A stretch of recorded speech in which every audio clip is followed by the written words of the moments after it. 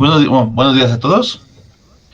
Queremos agradecer a Daniel Sierra Sosa por su presentación de hoy, que nos va a hablar de la muerte del... Perdón, señores, mucha gente me permitió entrar. Ok, quizá. Ok. Bueno, empiezo de nuevo. Queremos presentar a Daniel Sierra Sosa, que nos va a dar una plática sobre la criptografía y cómo murió el RSA. Él es profesor asistente en el Departamento de Ciencias de la Computación y Tecnología de la Información en Hood College. Adelante, Daniel. Bueno, muchas gracias por la introducción, José. Eh, y muchas gracias por la invitación a participar en estas charlas. Eh, bueno, lo que vamos a ver hoy es efectivamente si podemos decir que la criptografía, como la conocemos hoy, murió con la llegada del computador cuántico, ¿cierto? Entonces, yo quisiera empezar esta charla por muchos pasos más atrás y, y hablar cómo siempre en la humanidad hemos estado buscando la forma más adecuada de describir fenómenos y la forma de describir fenómenos tal y como los vemos es algo que la física se ocupa de hacer, ¿cierto? Entonces, al principio, cuando los sensores eran nuestros ojos, nuestras manos, pues estábamos en un mundo de física clásica en donde la experimentación con lo que teníamos a la mano, que era la mecánica, nos permitió como humanidad generar un modelo matemático para describir estos fenómenos, ¿cierto? Y con el refinamiento de la técnica y la tecnología, fuimos ¿Pero qué moviendo esa quieres? frontera de la Ya descripción va, de los ¿qué quieres? fenómenos. Y entonces empezamos a hablar de fenómenos que ya no son fáciles de observar, ¿cierto? Y que requieren muchísima más sofisticación en términos técnicos, en términos tecnológicos, en términos de implementación y en términos, como no, de descripción matemática de esos fenómenos, pues para llegar a poder modelar el mundo que estamos viendo ya con sensores mucho más refinados que nuestros ojos, nuestras manos, pues y nuestros cinco sentidos, ¿cierto? Y en esas, pues una de los fenómenos que estamos viendo, pues están descritos por la física cuántica. Y en esta descripción no solo estamos describiendo pues cómo interactúan las partículas y cómo modelar eventos muy pequeños, sino que también creamos un formalismo matemático pues, que podemos aplicar a distintas cosas, ¿cierto? Y no nos podemos olvidar de todo aquello que desconocemos, lo que va a traer el futuro, ¿cierto? La gravitación cuántica, la energía oscura, la materia oscura, ¿cierto? Y llegar a pensamientos que vayan en la filosofía, ¿cierto? Cómo funcionan las cosas, cuál es la naturaleza de la realidad o simplemente pues por qué queremos describir los fenómenos, ¿cierto? Entonces en ese marco es que nos hemos movido todo el tiempo y aquí vienen entonces las tecnologías cuánticas, ¿cierto? Las tecnologías cuánticas nos ponen en un reto técnico, teórico y tecnológico porque involucran muchísimas componentes.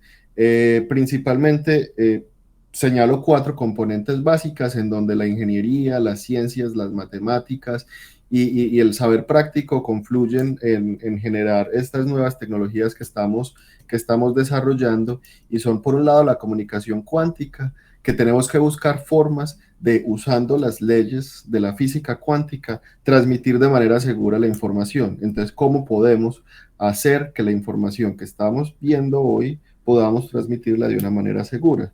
También nos interesa, por supuesto, la computación cuántica y es cómo podemos mejorar los cálculos que estamos haciendo hoy por medio de las tecnologías de los computadores cuánticos que tenemos y en virtud de pensar en diferentes problemas que podemos resolver. Una cosa muy importante que me parece a mí que hay que resaltar es que la computación cuántica y todos los desarrollos que estamos haciendo como humanidad en computación cuántica nos abren la puerta a un montón de noticias que son un boom mediático muy importante, ¿cierto? Por ejemplo, el título de esta charla, o sea, se murió RSA, ya todo el mundo entra en pánico y tiene pues miedo porque obviamente no puede asegurar su información.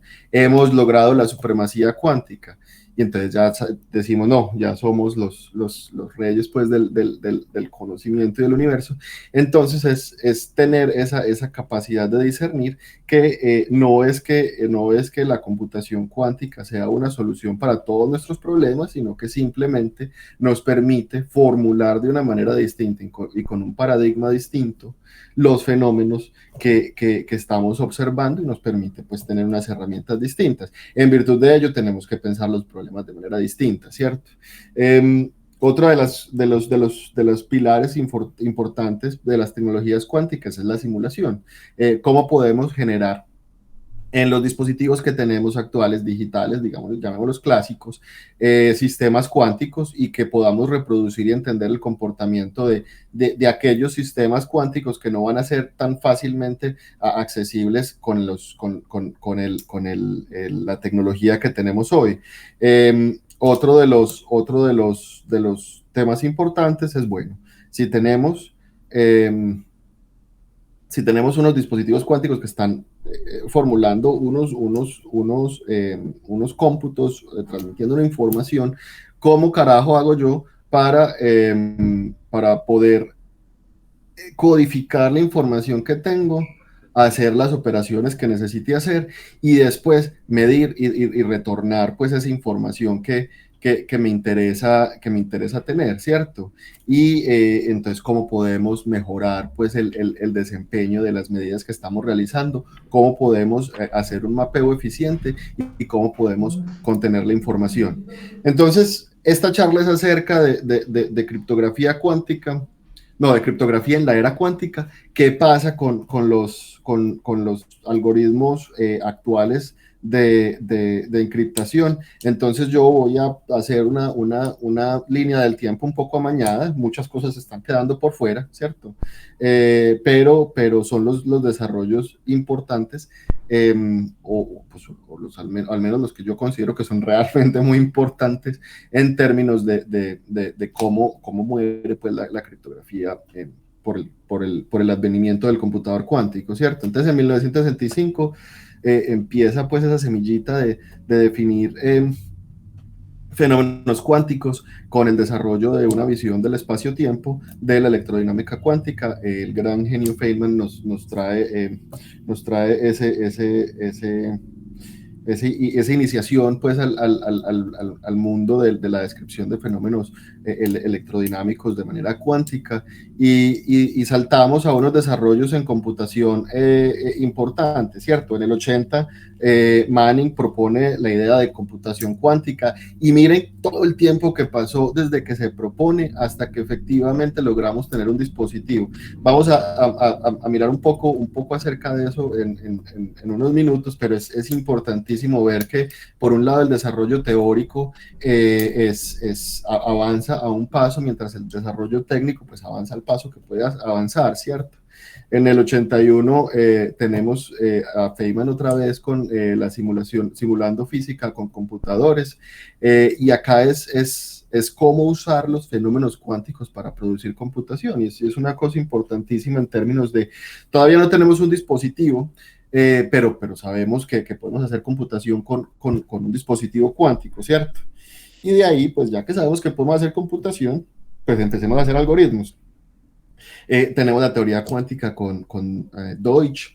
Eckert propone un sistema en el 91 para hacer distribución de llaves.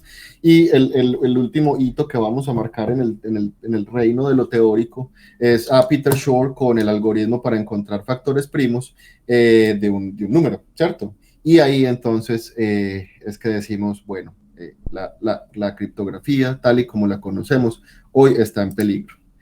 Y vamos a hacer otra línea del tiempo, esta vez es de dispositivos. Miren que estoy saltándome un montón de cosas.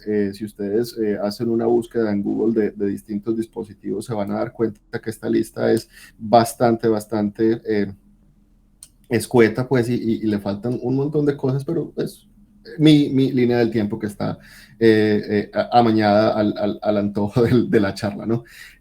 Entonces, el primer computador de 5 qubits que tuvimos con resonancia magnética fue en el 2000, hecho por la Universidad Tecnológica de Múnich.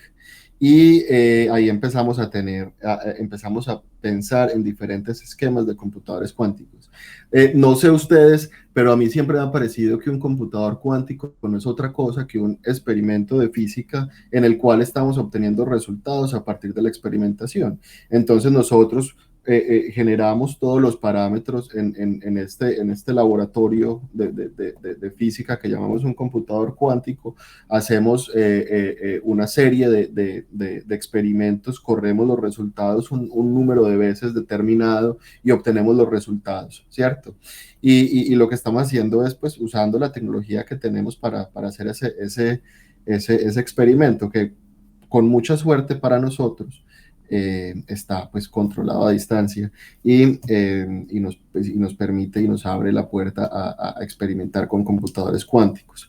En el 2001, IBM y la Universidad de Stanford generan un computador de 7 qubits y con él factorizan el número 15. Entonces miren que desde 1994 hasta el 2001, 7 años para tener una implementación práctica de un algoritmo que es el algoritmo de Shor y que es el que va a romper la criptografía tal y como la conocemos.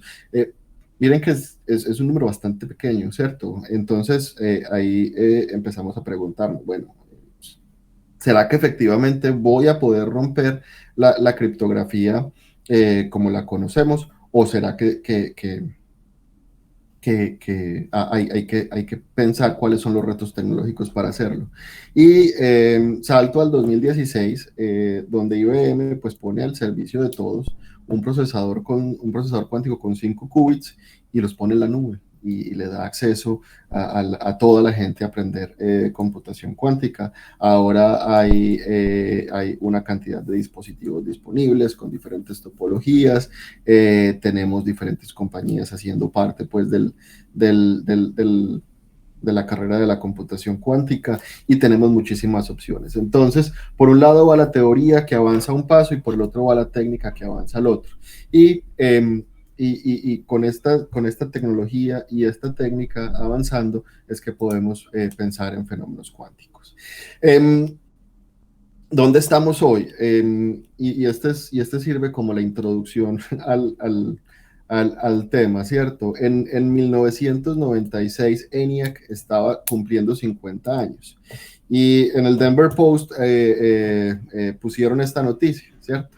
Que el abuelo de los computadores cumple 50, ya debe ser el bisabuelo, ¿no? Pero lo importante de esta noticia y lo que es de resaltar es que las personas de electrónica de la época decían que había demasiados tubos de vacío y que que ENIAC nunca iba a funcionar, que no iba a producir ningún resultado este computador. Y bueno, yo entiendo la duda razonable de la gente técnica, pues con un coloso de estos, pensar que todo puede salir mal es simplemente un asunto de ser precavido. La parte preocupante es que los matemáticos pensaban que no había problemas suficientemente complejos que los computadores, pues para necesitar computadores para resolverlos, ¿cierto?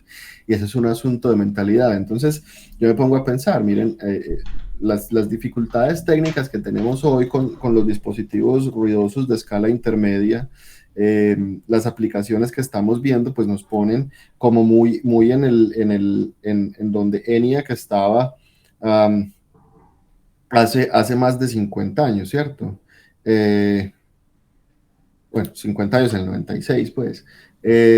Estamos ahí, ¿cierto? Y entonces, ¿qué tenemos que hacer en términos de generar conocimiento para poder lograr tener diferentes aplicaciones? Entonces, Isaac Chuan, en una entrevista que alguna vez vi, dijo esta frase que a mí me gustó mucho, y es que el computador cuántico no era el sueño de un físico, sino que ya era la pesadilla de un ingeniero. Y entonces ahí empezamos a a desmitificar un poco cómo hacer computación cuántica y cómo hacer estos diferentes desarrollos. Entonces empecemos. Vamos a empezar con una súper rápida descripción de lo que es un qubit y cómo hacer un circuito. Yo sé que han estado en diferentes charlas que han hecho lo mismo. Yo me siento obligado a hacerlo simplemente por completitud y porque esta presentación quede autocontenida, pero va a ser bastante sucinto en la explicación, ¿cierto? Sabemos que existe un qubit. El qubit, al contrario del bit, nos permite tener superposición de los diferentes estados.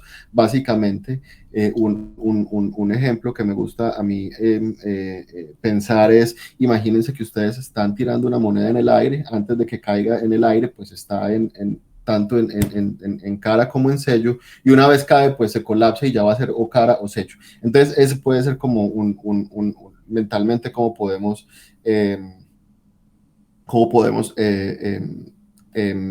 definir el qubit, ¿cierto? Y mientras tengamos ese continuo de superposición de los estados, pues podemos decir que podemos tener una cantidad infinita de información en un qubit, ¿cierto? Entonces uno podría decir, yo puedo poner toda la obra de Shakespeare dentro de un cubo si soy capaz de mapear la información. Y ahí es donde viene el tema. Entonces, en el boom mediático y para la noticia podemos decir, tenemos la posibilidad de poner toda la obra de Shakespeare en un solo qubit, ¿cierto? Pero ¿cuáles son las implicaciones de eso? ¿Cómo hago la codificación de la información? ¿Cómo voy a leer después esa información y voy a obtener efectivamente toda la obra de Shakespeare que puse en este qubit, ¿cierto? Entonces, así es que empezamos. Y las compuertas van a ser las operaciones o matrices unitarias 2x2 que nos van a permitir controlar la evolución del sistema y hacer operaciones. Entonces, estamos operando sobre los diferentes estados y la forma más rápida, sencilla y bonita de describir cualquier compuerta es mediante una compuerta unitaria, una matriz 2x2 unitaria, en donde vamos a tener las siguientes restricciones. Entonces, lo que queremos hacer es que queremos tomar el estado cero de la evolución que definimos en la diapositiva pasada, y queremos definir una operación que podamos hacer sobre ese estado para marcar una diferencia o una evolución. ¿Cuál es la condición? Que la operación sea unitaria y estamos en los números complejos, y entonces ello implica que tenemos que tener un teta que está entre 0 y pi y un phi que está entre 0 y 2 pi, y eso nos pone dentro de tres condiciones que son bastante ventajosas para nosotros, y es que A va a estar definido de esta forma y B va a estar definido de esta forma, donde lambda va a estar entre 0 y 2 pi, y así vamos a definir cualquier tipo de compuerta unitaria en esta forma. Entonces miren que ya con esto podemos operar cualquier tipo de estado que tengamos, ya lo definiremos como mejor nos parezca, y siempre y cuando nos quedemos pues dentro de un espacio de Hilbert, vamos a estar seguros de que podemos hacer computación cuántica. Ahora, no sé dónde leí, y sé que esto es una frase importantísima y muy linda, y es que el espacio de Hilbert es un espacio muy grande. Bueno, entonces, ¿qué podemos hacer con estas compuertas? Podemos hacer circuitos, y como la idea es compartir las diapositivas, pues les dejo un poquitín de código para aquellas personas que apenas están iniciando en la computación cuántica, que puedan jugar con diferentes códigos o algoritmos, pues desde la plataforma Qiskit. Y entonces lo que vamos a hacer con un circuito, y perdón que me adelanté, es generar un montón de compuertas que están operando sobre los diferentes estados, y voy a obtener medidas de esto. Si pensamos que el circuito es un experimento de física, entonces lo que vamos a tener es que vamos a tener que realizar nuestro experimento una cantidad determinada de veces, vamos a obtener un resultado, y pues aquí en el simulador todo es muy bonito, pero cuando lo hacemos en un dispositivo real, con una topología dada, entonces vamos a ver que esas compuertas que definimos, pues primero vamos a tener que acotarlas al dispositivo real y a la topología del dispositivo que estamos usando. Entonces, en virtud de ello, pues vamos a convertir ese algoritmo que teníamos tan sencillo en un montón de compuertas que son efectivamente implementadas en nuestro experimento, y cuando corremos el experimento vemos que es más probable obtener aquel resultado que estábamos esperando, pero que vamos a tener ruido, ¿cierto? Si hacemos una computación muy compleja, entonces el ruido va a empezar a ir en detrimento de la calidad del resultado que estamos obteniendo, y en principio eso es lo que estamos haciendo en la computación cuántica. Ahora, esta charla es de criptografía, esa introducción era simplemente el abrebocas, y bueno, yo no quería incumplir la promesa de cómo podemos romper la criptografía. Entonces, lo más importante de todo es que nosotros tenemos que desmitificar el concepto de que existe tal cosa como la seguridad informática. No, la seguridad informática sí existe, lo que no existe es la privacidad como tal, ¿cierto? Entonces, la primera cosa es, todos los sistemas que tenemos, cualquiera sea, puede ser interceptado, y cualquier sistema va a ser vulnerable a un ataque. No importa qué tipo de ataque, no importa qué tipo de sistema y qué tan robusto sea un sistema para cifrado de la información, es susceptible a ataque. Hay varias cosas que son muy bonitas dentro de esto, y es que no podemos confundir la privacidad con el anonimato, ¿cierto? Si nosotros nos escondemos dentro de la multitud y nadie sabe quién somos, estamos en un concepto, en un contexto de anonimato, ¿cierto? Eso no quiere decir que tengamos privacidad. Y generar un sistema de privacidad, pues no significa que efectivamente no pueda ser vulnerada. Al punto que la sofisticación más alta de comunicación puede ser vulnerada. Algunos ejemplos: las comunicaciones que se realizan por satélites pueden ser interceptadas. En el 2001, el Parlamento Europeo emitió un reportaje en donde informó que hay un sistema para interceptación de comunicación satelital, para comunicaciones privadas y comerciales, y lo llamaron el sistema de intercepción ECLON. Miren que estamos en niveles realmente altos de sofisticación y estamos descifrando la información. La comunicación por fibra óptica también puede ser interceptada.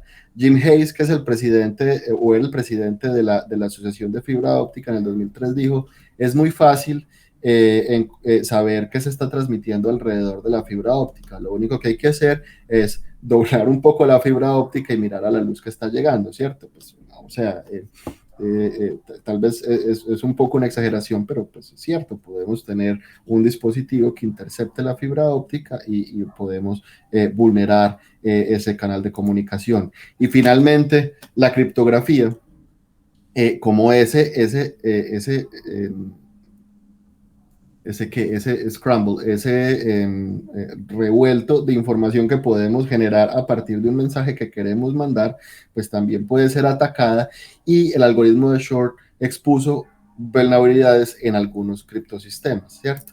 Entonces, ¿a dónde llegamos? La criptografía se murió. ¿Por qué? Porque tenemos computadores cuánticos. ¿Por qué? Porque con los computadores cuánticos tenemos el algoritmo de Shor. ¿Por qué? Porque el algoritmo de Shor nos permite saber que para un número semiprimo podemos obtener cuáles son las componentes primas que tienen ese algoritmo, que en eso está basado el RSA. Entonces, ¿qué es el RSA? El RSA es un sistema de criptografía asimétrica que usa dos llaves distintas, una para una pública y una privada, ¿cierto? Con la pública vamos a compartir esta llave a todo el mundo, y la privada la vamos a mantener en secreto para nosotros, ¿cierto? Y con estas llaves lo que vamos a hacer es que vamos a cifrar y descifrar la información dependiendo de cómo necesitemos hacerlo, ¿cierto? Y lo que vamos a hacer es que vamos a obtener esa información, vamos a mandarlo por un canal público una vez esté cifrada, y una vez la obtengamos, vamos a poder obtener la información que tenemos. Entonces, es bastante seguro, nos permite una operación fácil de cifrado y de descifrado. Simplemente lo que tenemos que hacer es confiar en que podemos tener lo siguiente: un número primo muy grande que está compuesto por la multiplicación de dos números primos. Entonces, la multiplicación, hacerla en un computador es muy fácil y muy eficiente, pero saber cuáles son los múltiplos primos que componen ese número muy grande es bastante difícil. Y en eso es en lo que se basa el principio del RSA, y es bastante eficiente para hacerlo. Entonces, si partimos desde la premisa de que no existe un sistema completamente seguro, lo que tenemos que hacer es buscar algoritmos que hagan que el ataque sea impráctico en términos de computación, de tiempos de computación o de recursos que requiramos para descifrarlo. Entonces, claro, cuando usted ya lo descifró, el mensaje es obsoleto y entonces podemos asumir que hay seguridad. Y en eso se basa, en RSA, en este algoritmo se basan muchos navegadores, cuentas de email, VPNs, canales de comunicación por chat, y básicamente la seguridad es qué tan difícil es factorizar este número, ¿cierto? Hay muchos componentes de cómo entender el algoritmo RSA, cómo funciona, cómo opera. Creo que están por fuera del alcance de esta charla, porque pues, si no estaríamos hablando de un curso completo de criptografía, pero al menos entendamos que la clave fundamental es factorizar esos dos números. Si nosotros factorizamos esos dos números, este algoritmo ya no sirve más, porque todo lo demás puede ser atacado fácilmente, ¿cierto? Entonces, en virtud de ello, lo que tenemos que hacer es buscar un algoritmo que nos permita hacer ese factorizado. Entonces llegamos a este escenario. En el 94 Short dice, mire, señores de la NSA, yo tengo este algoritmo que efectivamente si es ejecutado de manera adecuada, dejémoslo de manera adecuada por ahora, va a comprometer la seguridad que tenemos. ¿Por qué? Porque es un algoritmo que me permite factorizar un número primo muy grande de manera muy eficiente. ¿Cómo lo va a hacer? Con un computador cuántico, y con ese computador cuántico voy a ser capaz de obtener la información que usted está mandando supuestamente de manera segura en un tiempo prudente. Voy a ser capaz de atacarlo. Entonces, alguien que escuche esa conversación entre Peter Shor y la NSA y que es parte ¿cómo se llama? De los noticieros, pues, y de la prensa, sale y dice, Dios mío, esto se acabó la seguridad informática, el algoritmo de RSA se cayó, el algoritmo de firmas digitales se cayó, las curvas elípticas para firmas digitales se cayó. Y entonces, ¿qué pasó? La prensa dice, todas las llaves públicas, todos los algoritmos de llave pública se murieron, los usuarios ya no están protegidos, el Internet murió, la criptografía no existe más, y todos entramos en pánico, ¿cierto? Entonces, ¿qué nos toca hacer? Nos toca naturalmente concluir que si la criptografía está muerta, no hay ninguna forma en la que podamos en este momento tener un canal seguro de comunicación para poder transmitir la información que queremos privada con aquellas personas con las que queremos compartir esa información. Entonces, ¿qué nos toca hacer? Pues nos toca realmente entender que cuando en la prensa nos dicen la criptografía murió, lo que nos están diciendo es, y si lo tomamos con pinzas, es que efectivamente no tenemos que saltar desde el punto técnico de que la computación cuántica está destruyendo el cifrado de clave pública, a que los computadores cuánticos destruyeron la criptografía, ¿cierto? Entonces, algunos ataques para la RSA, es decir, esto no es nuevo. Desde 1978 hay ataques al algoritmo RSA, simplemente lo que tenemos es que se demoran bastante ejecutarse, ¿cierto? En el 88 tenemos un ataque hecho por Pollard que introduce una nueva factorización, y en el 94 pues Peter Shor introduce su algoritmo que vamos a ver un poco en detalle, y así es como muere la criptografía. Entonces, ¿qué es lo primero que tenemos que saber y qué es lo primero que queremos saber sobre este algoritmo? Lo primero es que lo que a nosotros nos interesa es factorizar los algoritmos. Entonces, ¿qué es la factorización de un algoritmo, de un número primo, cierto? Es la decomposición en una serie de números primos que al ser multiplicados, pues vamos a obtener ese número que tenemos, ¿cierto? Si, por ejemplo, tenemos el número 100, pues la factorización prima va a ser, la factorización en números primos va a ser 2 por 2 por 5 por 5. Y entonces, cuando los enteros son muy largos, pues no existe un algoritmo eficiente de factorización, y entonces queremos hacerlo tan difícil como sea posible. Y la factorización más difícil que vamos a tener es la factorización de números semiprimos, que son un número primo que es el producto de dos números primos, ¿cierto? Entonces, al tener esta dificultad, podemos pensar en algoritmos como la RSA y podemos asegurar la información que tenemos. Entonces, Shor en 1994 dijo, es posible en un computador cuántico hacer una factorización de números enteros, de un número entero en tiempo polinomial. Eso lo que significa en corto y pronto es que es fácil en tiempos cortos poder atacar los algoritmos de encriptación, ¿cierto? Pues, o sea, palabras más, palabras menos es, mire, tengo un algoritmo eficiente que le rompe la clave que usted tenía para su algoritmo, pues lo que hacía seguro su algoritmo. Y eso es este algoritmo en particular, ¿cierto? Ahora, ¿cuál es la realidad de la vida? La realidad de la vida es que, como habíamos visto al principio, en el 2001, usando un dispositivo de resonancia magnética, fuimos capaces de factorizar el número 15, que es 3 por 5. Naturalmente, nuestra información no está basada en números tan pequeños, ¿cierto? En otras tecnologías también se ha hecho, ¿cierto? En computadores de fotones en el 2007 se pudo factorizar con el algoritmo de Shor, lo mismo usando computadores de estado sólido en el 2012 y usando iones en el 2016. Entonces miren que hay varias implementaciones y en teoría estamos caminando hacia un universo en donde efectivamente pues vamos a atacar RSA, pero eso no va a pasar hoy. Y no va a pasar hoy porque la cantidad de qubits que necesitamos y la cantidad de resultados que necesitamos en términos de ruido son tales que la criptografía, al menos por ahora, está segura.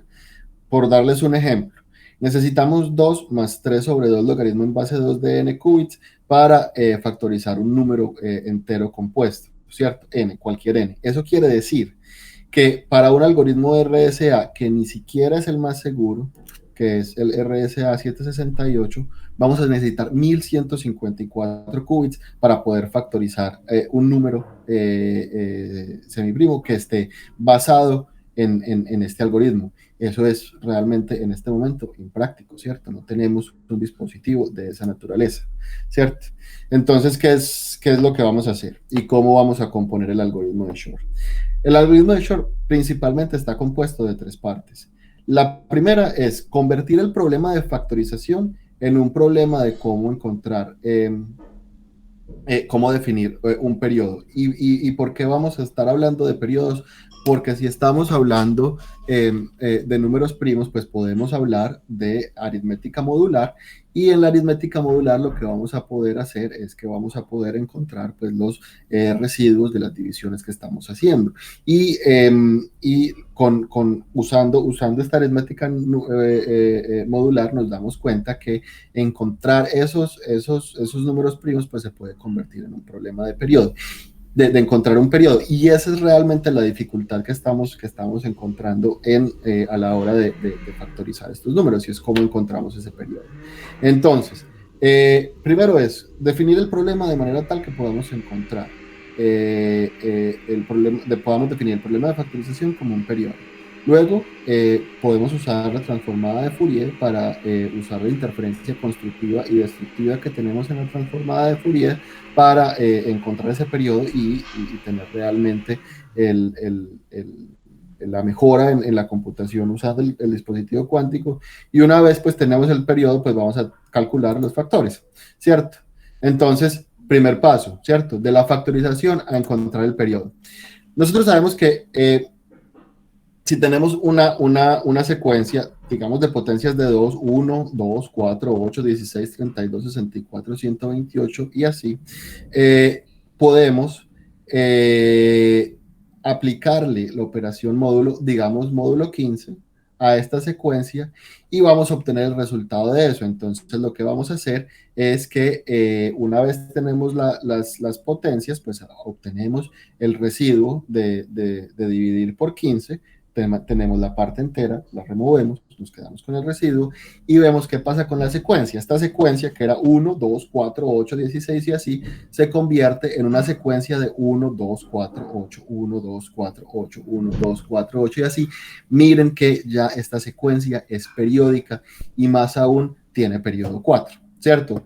Esto es muy fácil para números muy pequeños, pero cuando tenemos números muy grandes, claro, encontrar ese periodo pues se va a demorar una cantidad de tiempo bastante grande y encontrar ese periodo pues en un computador clásico normal pues no es muy práctico, ¿cierto? Porque se demora mucho. Entonces, ¿qué hacemos con esto? Lo que estamos haciendo es que estamos reduciendo la factorización del número n a un problema de encontrar un periodo de un periodo que es un número entero x que va a ser mayor que 1, ¿cierto? Y que va a depender de la siguiente función, y es que f de a es igual a x a la a módulo n, y esta es una función periódica, ¿sí? Siempre y cuando x es un número entero coprimo de n y a sea mayor que 0. Entonces, los números coprimos son aquellos números que son solo positivos si al dividirlos son solo divididos por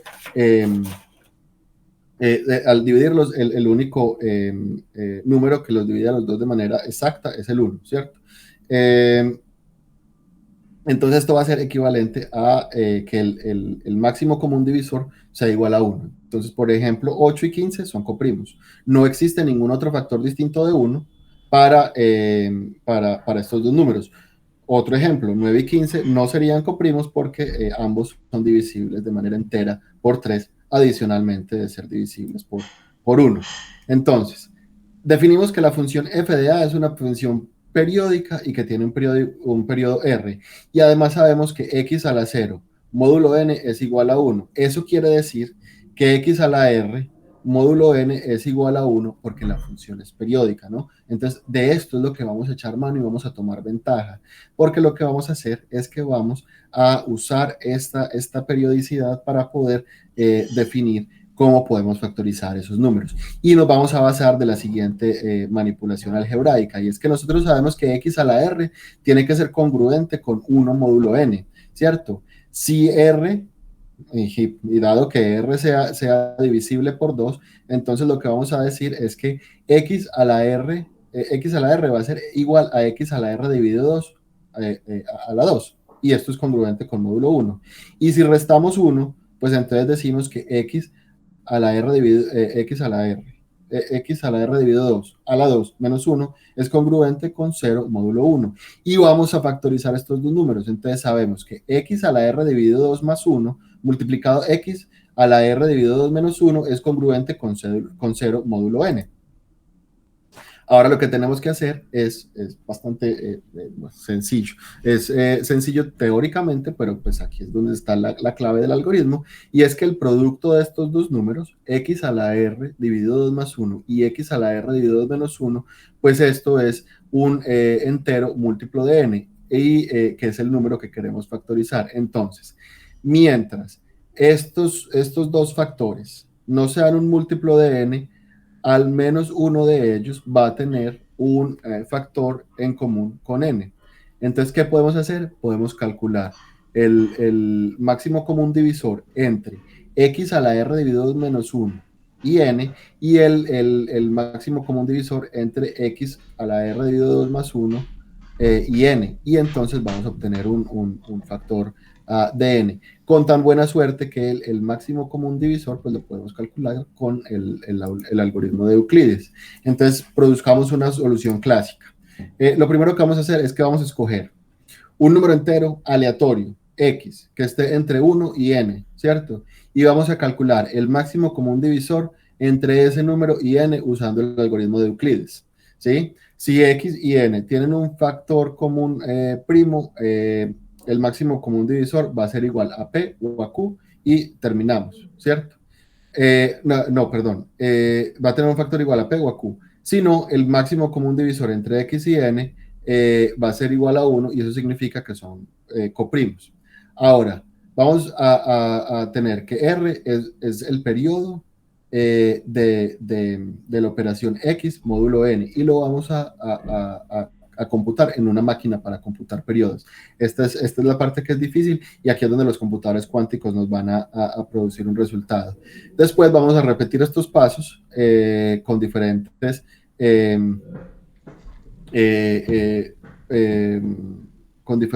valores para X hasta que R es par y ahora podemos encontrar P y Q usando el cómputo del máximo común divisor entre x a la r dividido 2 más y menos 1, pues cada uno independiente, siempre y cuando x a la r dividido 2 sea diferente de más o menos 1. ¿Cómo vamos a poder hacer eso? Pues primero tenemos que hacer una máquina para encontrar periodos. La máquina para encontrar periodos que vamos a hacer hoy es una máquina que está basada en fuerza bruta y va a encontrar pues los periodos de los números. Miren que el número de operaciones que tenemos que hacer es bastante grande. Tenemos un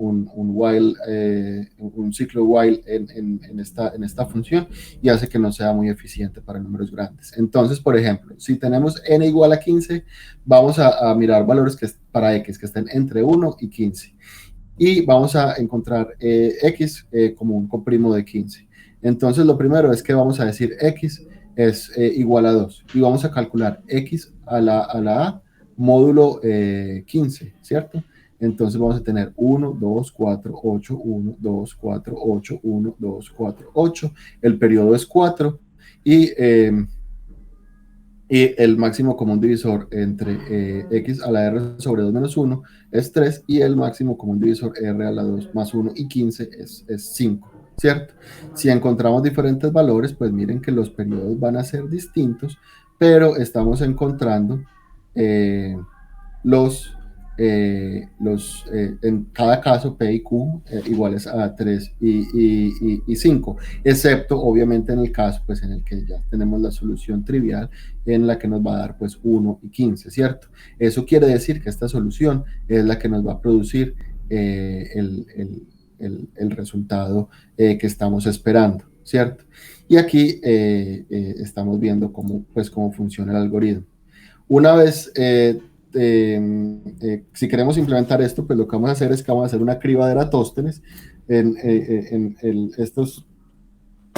Estos son links a diferentes documentos para que miren la teoría que tenemos para implementar los números primos y de ahí pues vamos a implementar pues el algoritmo de Shor, ¿cierto?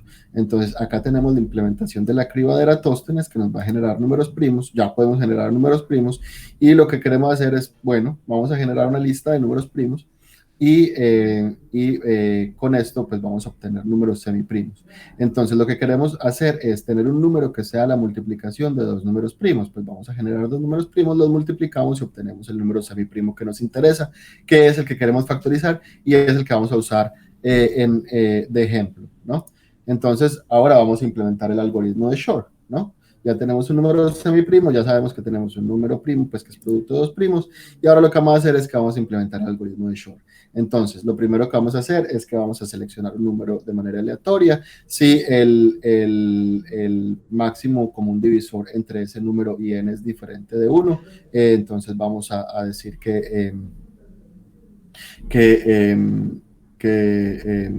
terminamos, ¿sí? Si no, pues básicamente lo que vamos a hacer es que vamos a calcular el periodo del, del, del, de la operación que estamos haciendo, perdón. Y entonces vamos a usar un ciclo while para encontrar mientras que el periodo sea no divisible por 2, sea impar, vamos a encontrar pues el periodo y vamos a repetir la operación. Una vez encontramos un periodo par, entonces lo que vamos a hacer es que vamos a empezar a definir con el máximo común divisor quiénes son P y Q, y ya vamos a retornar todos los números. Entonces miren que tenemos que el número semiprimo pues es aquel que encontramos con la criba de Eratóstenes, el comprimo va a ser 65.304, el periodo es 2.562, y con este periodo pues entonces ya tenemos lo que finalmente nos interesa, que es los números, los factores primos, que son 673 y 367. Este algoritmo funciona bastante bien para números pequeños, pero a medida que los números son grandes, y cuando estamos hablando de grandes estamos hablando de números de una cantidad de bytes importante, pues este algoritmo ya no es eficiente y toma números y toma tiempos extravagantes para calcular. Entonces, ¿qué podemos hacer? Echar mano de los computadores cuánticos, ¿cierto? Lo primero que vamos a hacer es que queremos encontrar el periodo en un computador cuántico. Y eso es dar respuesta pues a esta función periódica que es x a la módulo n. Lo que tenemos que hacer entonces es escoger un valor t que sea 2 a la t, y que esta t sea mayor que n al cuadrado pero menor que 2n al cuadrado, y vamos a inicializar dos registros cuánticos. Uno va a tener t qubits, y el segundo va a tener logaritmo en base 2 de n qubits, donde n pues es el número que estamos eligiendo.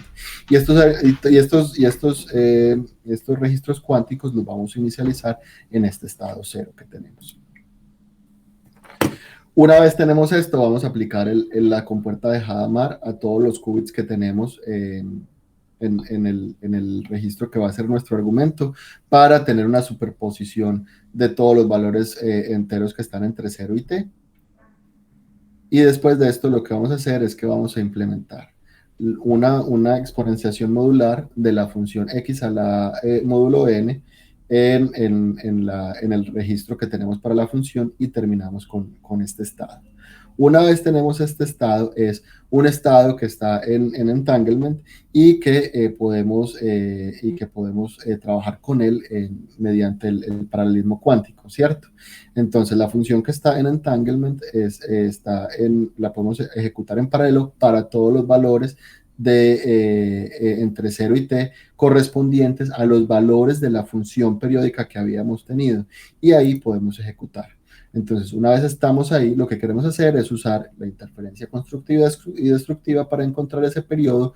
Eso es aplicar la transformada de Fourier, ¿cierto?, que nos permite terminar en este estado, y como tenemos interferencia, entonces solo van a sobrevivir estos términos en esta transformada de Fourier, y ahí vamos a tener el periodo que estamos buscando. Una vez tenemos el periodo, pues vamos a obtener una medida, y la probabilidad es que la medida que contiene el periodo R es la que va a ser más probable, y podemos usar el algoritmo de Euclides para encontrar el periodo R.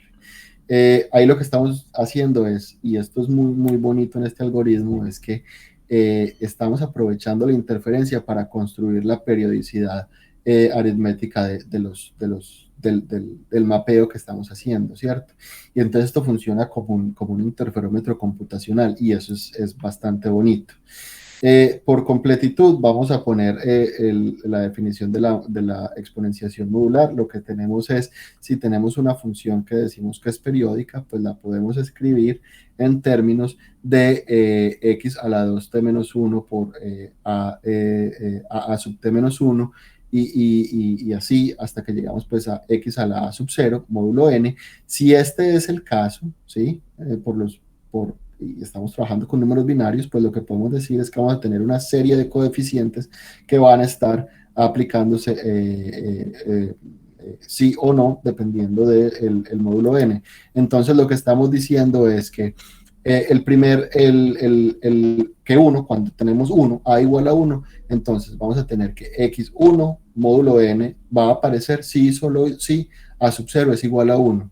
y ahí el resultado que tenemos lo vamos a multiplicar por x2 módulo n, si y solo si a sub 1 es igual a 1, y así. Entonces podemos definir en estos números binarios la exponenciación modular, y lo que vamos a obtener al final es el resultado de x2 s-1 módulo n, si solo si a de menos 1 es igual a 1.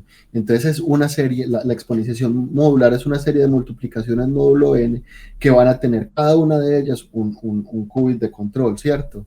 Y vamos a poder obtener los valores x cuadrado y así hasta x a la 2, x a la 2 a la t menos 1 módulo n, y lo podemos encontrar de manera eficiente en un computador. Entonces, bueno, eso por parte de la exponenciación modular. La transformada de Fourier cuántica, les dejo el link del textbook de Qiskit para que la vean en detalle, porque aquí la vamos a describir muy someramente. Lo que estamos haciendo es, con la transformada de Fourier, pasando del plano de las amplitudes al plano de las frecuencias, ¿cierto?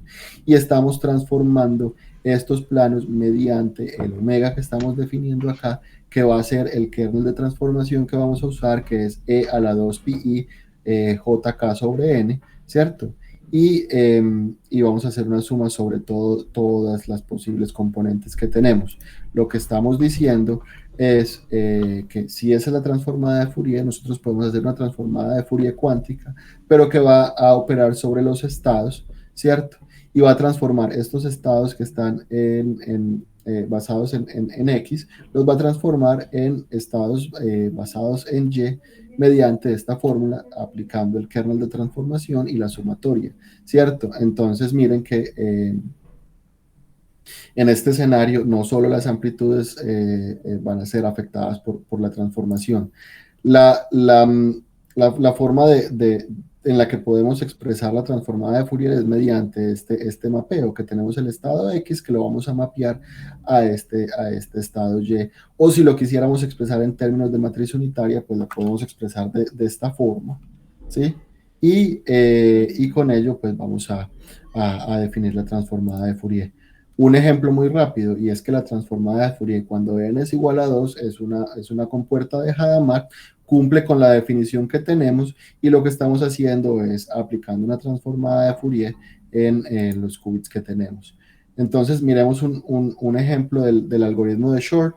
De nuevo les dejo el link, y vamos a factorizar el número 21 con un número coprimo x igual a 2, y vamos a seguir los pasos que habíamos descrito para encontrar el periodo, que vamos a encontrar que el periodo es 6. Entonces lo primero que vamos a hacer es que vamos a escoger un valor t que sea igual a 2 a la t, de manera tal que esté dentro de este rango, n al cuadrado y 2n al cuadrado. Entonces, para n igual a 21, el valor más pequeño que podemos tener para t definido de esta forma va a ser 9, ¿cierto? Eso quiere decir que t es igual a 512. Y vamos a inicializar nuestros dos registros de qubits. El primero va a tener 9 qubits igual a t, y el segundo pues va a tener 5 qubits, que es el número que calculamos con logaritmo en base 2 de n, ¿sí? Y vamos a inicializar estos dos registros cuánticos en los estados 0, 0. Después vamos a aplicar la compuerta de Hadamard para cada uno de los qubits que tenemos en el argumento, en el registro que tenemos para el argumento, y vamos a terminar en este estado. Luego de esto, lo que vamos a hacer es que vamos a implementar la exponenciación modular en la función de registro, que nos lleva a definir la función de registro de esta forma. Les dejo el álgebra para que la evalúen ustedes. Y lo importante es encontrar que la expresión anterior tiene un patrón. Y si tiene un patrón, entonces lo podemos reorganizar de la siguiente forma. Entonces miren que tenemos 0, 6, 12 y así en 1, 1, 7, 13 y así en 2, 2, 8, 14 y así en 4. Y así vamos a terminar con este patrón para la exponenciación modular. Y lo que vamos a hacer es que vamos a medir el registro que tenemos para la función antes de realizar la transformada de Fourier, y entonces esto nos va a dar uno de los siguientes números con probabilidad igual: 1, 2, 4, 6, 8, 16 o 11. Entonces supongamos que el resultado que medimos está en 2. Si el resultado que medimos está en 2, entonces el estado 3 que vamos a tener es así, de esta naturaleza. Va a ser este que tenemos acá, miren acá, y pues obviamente tenemos que renormalizar, ¿sí? Y lo que vamos a obtener es que no importa cuál sea el resultado de la medida, lo importante es encontrar el patrón periódico de la misma, ¿sí? Y ese periodo nos lo va a revelar la transformada cuántica de Fourier. Perdón que no me hizo bien el render, ahí estamos. Y entonces, pues vamos a tener la definición del el periodo en términos de la transformada de Fourier. ¿Cómo lo vamos a hacer? Pues midiendo cuál es la probabilidad de que este factor que encontramos acá pues ocurra. Y lo que vamos a hacer es que vemos que la probabilidad va a tener picos en 0, 85, 172. Supongamos que el pico está en 85, entonces lo que podemos hacer es usar fracciones continuadas en un computador clásico para encontrar 512 sobre 85, y obtenemos que R es igual a 6, que es lo que esperábamos, y rompimos la encriptación. Este es un ejemplo muy, muy sencillo, de números muy pequeños. Lo pueden implementar si van a los links que les dejo en el notebook. Van a ver una implementación distinta en Qiskit a esta que tenemos acá, y de cualquier manera pueden hacer esta. Entonces, ya para terminar, y pues tengo muy poco tiempo, miremos algunos retos que tenemos con la criptografía después del advenimiento de los computadores cuánticos. Primero es que RSA todavía es seguro, ¿cierto? Y es porque vamos a necesitar computadores cuánticos bastante grandes para obtener el cifrado. Eso no quiere decir que puedan resistir un computador cuántico perfecto sin falla, ¿cierto? Hay bastantes alternativas para encriptación. RSA no es lo único, pero entonces que necesitamos de nuestros computadores, ¿cierto? Para poder tener resistencia al ataque cuántico. Pues necesitamos mejorar los tiempos de eficiencia, necesitamos generar algoritmos que sean más confiables, y necesitamos mejorar eh, ¿qué? La usabilidad de esos algoritmos, ¿cierto? ¿Y cuáles de esos algoritmos tenemos hoy? Porque tenemos varios. Tenemos, por ejemplo, criptografía basada en código, que simplemente lo que está haciendo es que está introduciendo errores dentro del código de manera intencional para generar la encriptación y la decriptación. Es una técnica que no es nueva. Tenemos criptografía basada en hash, que básicamente lo que estamos haciendo estamos usando esquemas de firmas digitales para generar funciones que sean de un solo paso. Tenemos criptografía basada en redes. Esta criptografía lo que está haciendo es que está sacando provecho de la topología de la información que tenemos para encriptar la información. Y tenemos criptografía multivariable, que simplemente lo que está haciendo es que está usando polinomios y diferentes funciones para generar la encriptación. Y tenemos la criptografía elíptica supersingular, que lo que está haciendo es que está usando curvas elípticas para realizar la información. Finalmente, tenemos la prueba de conocimiento cero, ¿cierto? Que es otro método de encriptación en el que podemos, desde un emisor, probar a un receptor que conocen un valor de X sin tener que poner en evidencia ninguna información de por medio, solamente tienen que saber el valor de X para hacerlo. ¿Tienen alguna pregunta?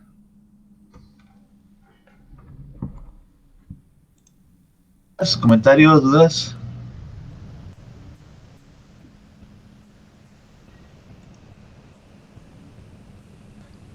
Recuerden que si tienen algún comentario o duda pueden abrir su micrófono o escribir en el chat.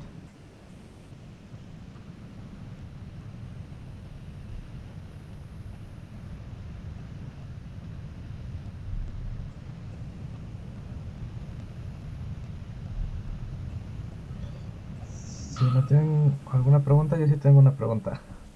Genial. Mientras Sí. quedan en duda.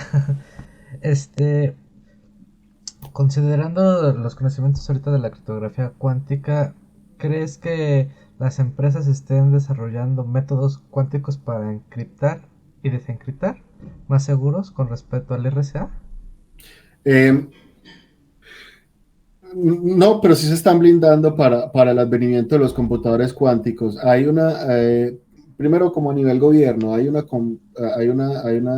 competencia abierta de manera oficial por parte de la NSA para recibir algoritmos que sean resistentes a computadores cuánticos.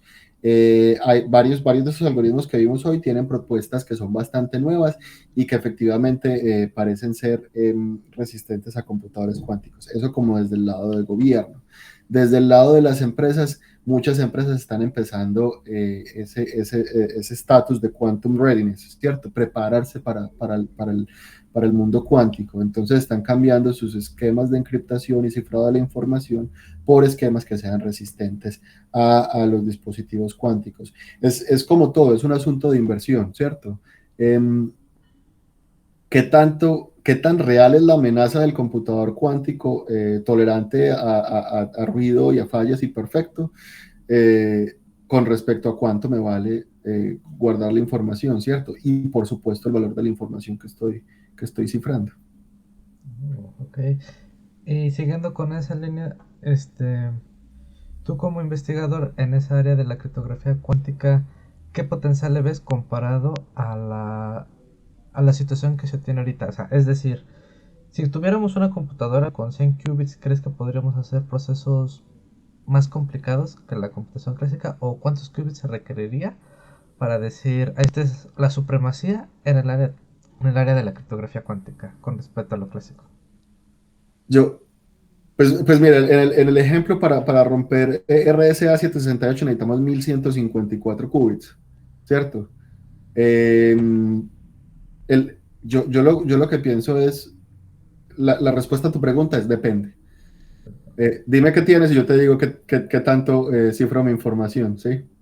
Y como vimos en una de las charlas anteriores, o como veremos en una charla que viene, pues tenemos el algoritmo BB84, ¿cierto? Son alternativas eminentemente cuánticas para un mundo cuántico, Ok, ¿cierto? entonces podemos decir que todavía existen muchas posibilidades, pero todavía no hay algo, digamos, concluyente.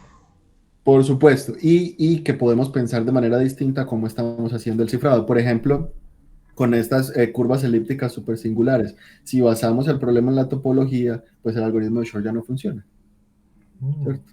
Y tenemos un cifrado clásico que es tolerante al mundo cuántico. Eso es muy interesante. De hecho, aquí hay alguna pregunta por parte de Aldair Silva. De manera general, ¿cuál es la amenaza que representa la computación cuántica en cuanto al mundo financiero? Hoy, ninguna. Pregúntame en 10 años. Es como así, ¿cierto? Hoy, con los dispositivos que tenemos, los algoritmos de encriptación clásicos que tenemos son bastante robustos. Existen otro tipo de ataques que no son cuánticos. No hay nada que sea completamente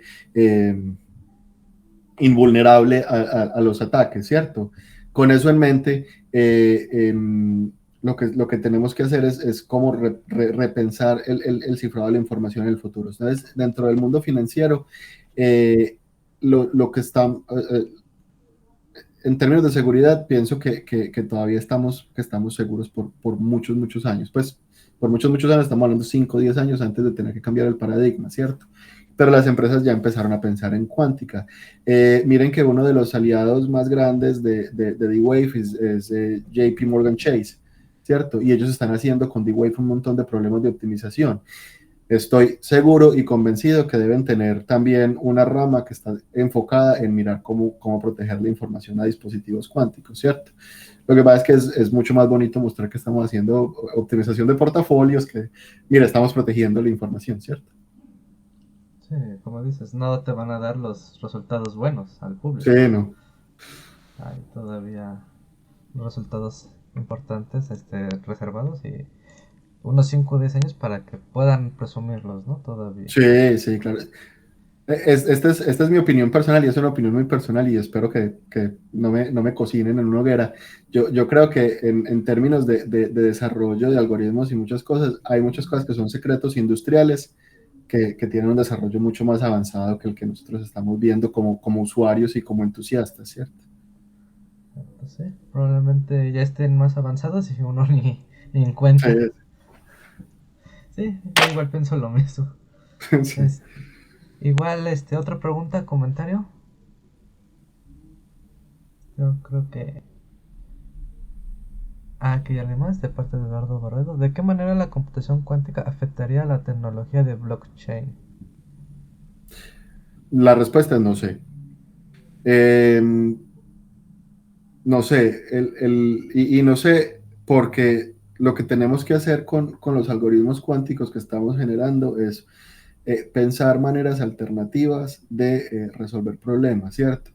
Entonces, de ninguna manera me atrevería a decir que no tiene ninguna influencia. Lo que puedo responderte es, puede existir algún esquema en el que la tecnología de blockchain se vea vulnerada por un computador cuántico, pero desconozco, ¿cierto? Pues si me entiendes, tenemos que pensar el problema de manera distinta y podría existir un escenario en donde pudiese existir tal ataque, ¿cierto? El algoritmo Barredo que salga en el 2022, ¿cierto?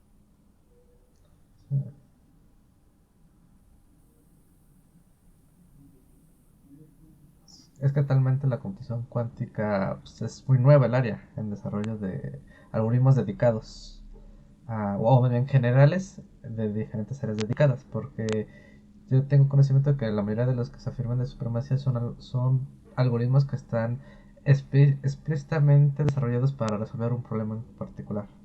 Así es. Entonces, como bien lo dices, el blockchain es algo muy general y tratar de atacarlo ahorita, no hay nadie. ¿Una oportunidad o una amenaza a futuro? Claro, claro.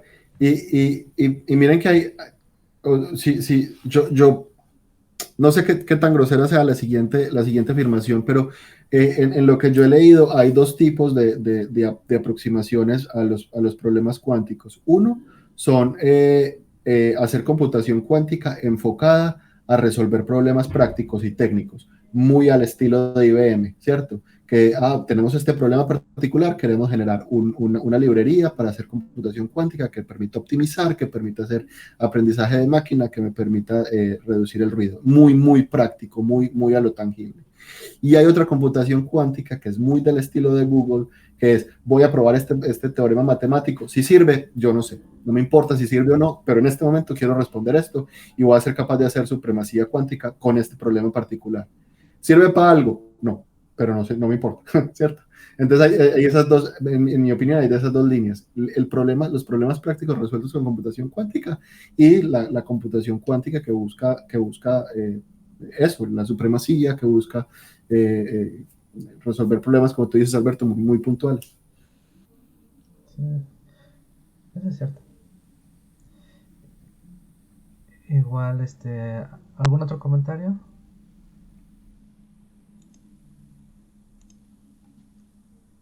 Yo creo que no. Creo que sería todo por esta increíble explicación y taller. Fue muy buena explicación, Dani. No, muchas gracias, muchas gracias. Yo creo que ya la damos por terminada esta presentación. Se me hizo muy agradable y igual como todas las presentaciones de estos talleres, muy complejos los temas, pero muy prácticos al momento de resumir gran información, como es Y el algoritmo. estamos en Discord. Siéntanse libres de mandarme mensajes y cualquier cosa, pues les comparto por medio de Alberto la presentación para que jueguen con el código, lo cambien y miren los links que están incluidos ahí. Igual recuerden, en el canal de Discord de 19 de octubre, ahí se va a subir el material de Daniel. Y si tienen alguna pregunta, pueden etiquetar con el arroba mentor y su nombre para tener más dudas específicas, ya sea del código que se les haya hecho compartir, o si tengan algún comentario después de 2 3 horas de procesar toda esta información. Si no más por nada, muchas gracias por su asistencia. Así es. Muchas gracias por tu presencia. Muchas gracias, Daniel, por la plática.